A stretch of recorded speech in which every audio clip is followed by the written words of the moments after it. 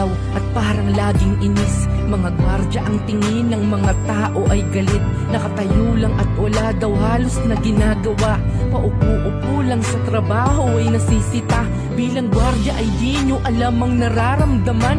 Ang aming buhay ay laging nasa kapahamakan. Umaga hanggang gabi, kayo'y binabantayan. Maging maayos lang ang inyong kasiguraduhan. Sa tingin man ng iba, mahigpit kami masyado. Pasensya na, ginagawa lang namin ang trabaho.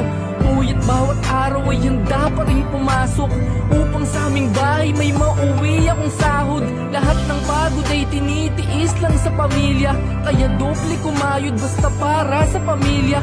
Security guard po ako na handang umalalay sa lahat ng bagay kapalit man aking buhay. Dapat di pagmalaki, trabaho mo bilang gwardya. Nakasalalay ang iyong buhay basta sa pamilya.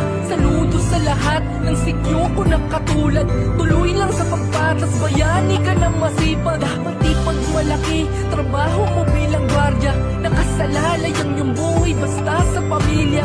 Saludo sa lahat ng sikyo ko na katulad. Tuloy lang sa pagpatas, bayani ka na masipag.